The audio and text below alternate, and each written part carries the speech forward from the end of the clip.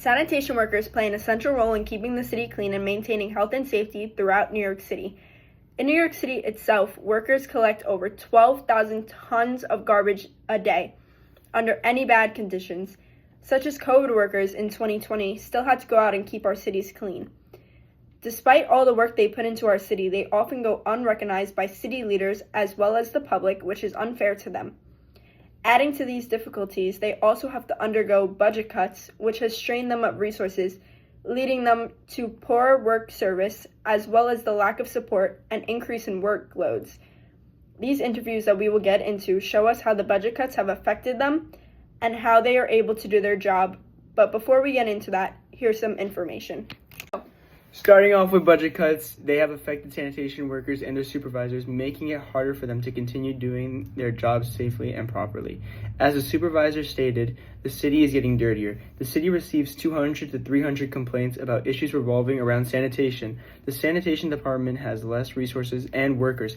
With fewer workers and the money in the budget, this leads to illegal dumping, which causes the city to be at risk of diseases. The workload of these workers only gets harder when there is a budget cut made to the sanitation department. As one of the workers will say when we get into the interviews, each worker is picking up 12 to 15 tons of garbage daily. With this amount of labor, they are risking many health effects in the future and ruining their bodies. Despite this, they still perform at the level that they are asked to.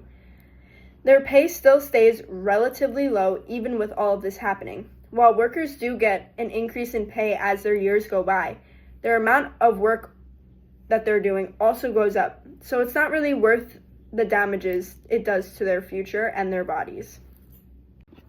The people don't understand waste management, leading to inefficiencies because of the budget cuts, making it harder for them to do their job.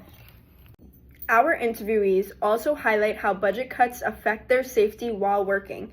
As the supervisor talked about, one of their workers had recently been rammed into a car while standing off of the back of the truck, which had led him to no longer be able to walk. This illustrates some of the safety issues. The public is showing more aggression towards these workers by cursing at them and are even being attacked. They are being asked to perform under these conditions anyways. The constant need for working overtime is a disturbance in the lives of the sanitation workers. Some even say your life becomes secondary. This is seen as an ongoing imbalance leading to burnouts, which can then affect their sleep, eating habits, and their personal time. Budget cuts force more workers to have to work overtime due to them not having enough workers. This puts a mental strain on these workers as well as a physical, because they are not asked to. They are simply forced to work 12-hour days, which leads to them now having a messed up sleep schedule, as well as not being able to have much of a social life. Now we will talk about the overall impact of the city. As the supervisor pointed out, if sanitation workers all went on strike, our city would be covered in trash. This would attract a lot of rats, spreading diseases. Budget cuts don't only undervalue the workers, but they also threaten the health of all New Yorkers.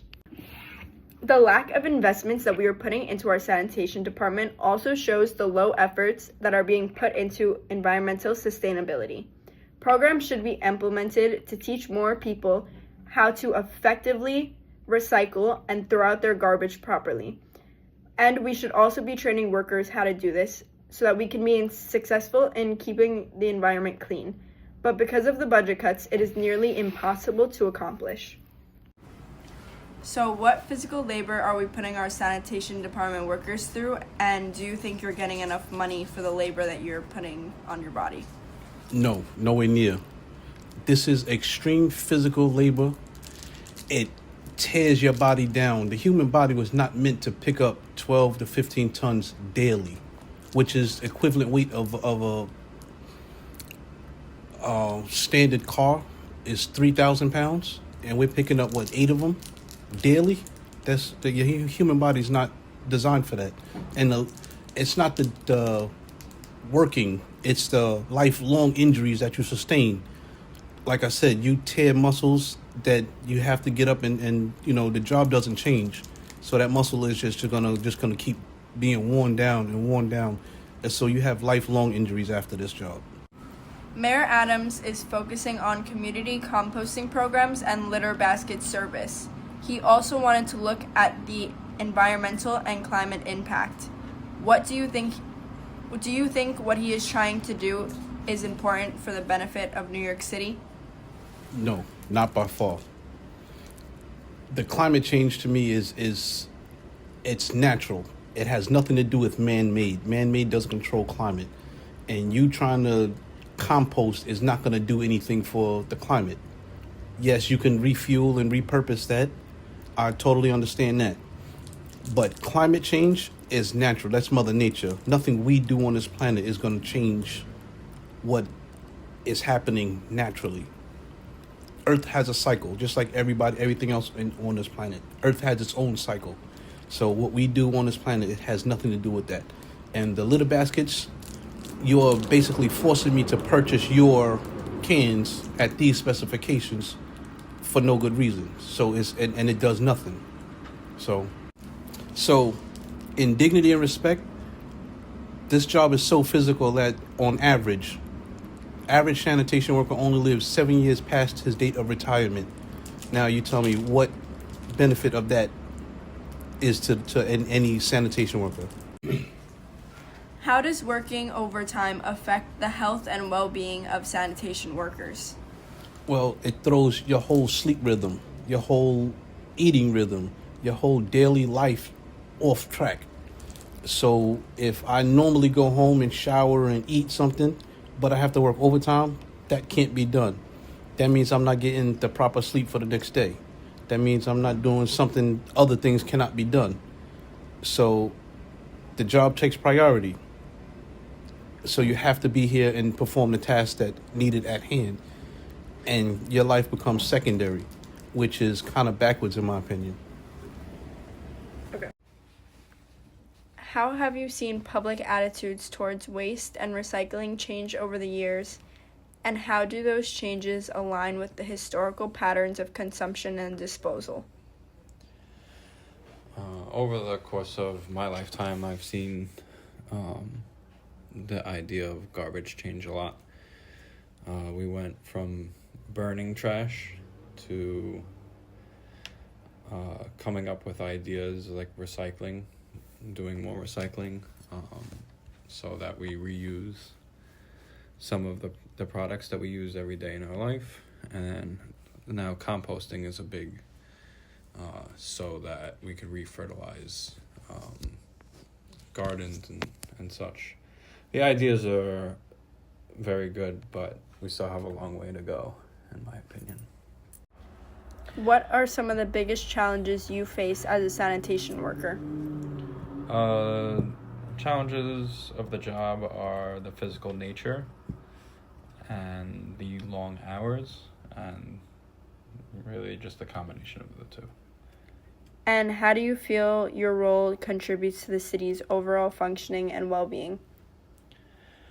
Sanitation is extremely important for the city to keep the streets clean and to keep everybody healthy and free of diseases. So, have you ever felt that your work as a sanitation worker is seen as disposable or invisible? And if so, how do you cope with that perception? Yeah, I mean, we tend to feel like that a lot. A lot of times people are stuck behind the truck looking to get to work, and they just see the truck as in their way. And if we could get the garbage up with a spaceship and not have to block any of the streets, that'd be great. But that's not the reality of the situation. So, how do you cope with that perception? I mean, the job needs to get done, and there is just a sense of accomplishment and cleaning the streets and making the streets safer for everybody.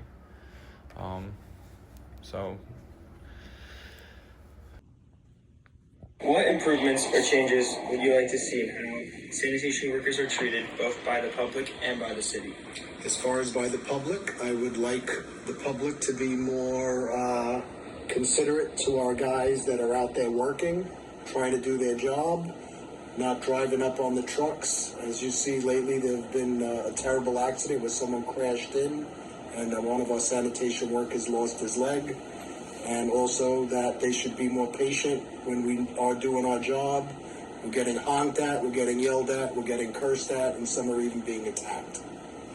As far as the city, I think the city should understand how hard it is to be a sanitation worker on a daily basis, picking up 10 tons of garbage, and the issues it has with a lot of sanitation workers' bodies.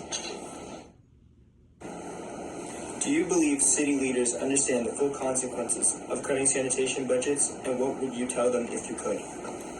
I don't think they understand. The city's more dirty now.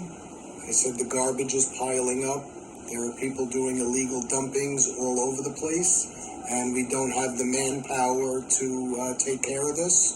We get 311 calls on a daily basis. Could be 200-300 a day about these conditions, and we just don't have the manpower to clean this up. What do you think would happen to the city if sanitation workers went on strike for an extended period of time? First of all, sanitation workers would never go on strike, but if they did go on strike, the garbage would pile up beyond anything you could imagine, and the city would be filled with rats.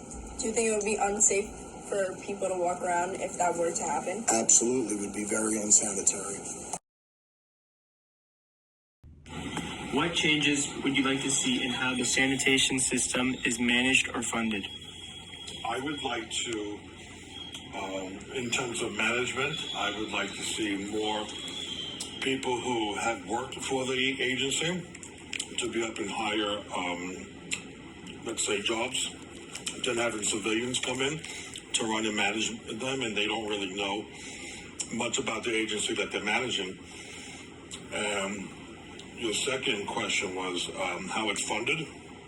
I wish we would get a lot more money. Do you feel you are paid fairly for the work you do? Why or why not? I would like to make a lot more than some people in this room.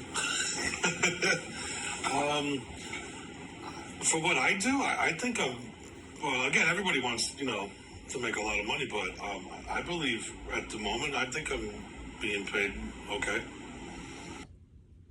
Okay, well, everybody starts on the bottom, obviously, and every year you pay increases with seniority until you hit 5.5 years and you make top pay. And the contract changes every so many years and your pay goes higher. What do you wish people did differently to make your job easier or more effective? I wish people would stop making their bags very heavy. I wish that they would recycle properly. It would make my life much easier. It would make my job much smoother. And that's about it with that. In conclusion, the sanitation workers and their supervisor point out how the budget cuts need to be reevaluated. They aren't just about the money. It is a serious effect on the workers and the city they serve. Sanitation workers don't ask for special treatment. They want to be recognized, respected, and have the tools they need to serve their city. If the city keeps going down this path, it risks our health as well as our safety. If the city were to invest in our sanitation workers and ensure they are equipped with all the resources they were to need, it would be an investment for the city's future. It would also be an investment for the people and the cleanliness of our city. Only meaningful changes to the sanitation department can ensure well-being in not only our workers, but the people too. Thanks for listening.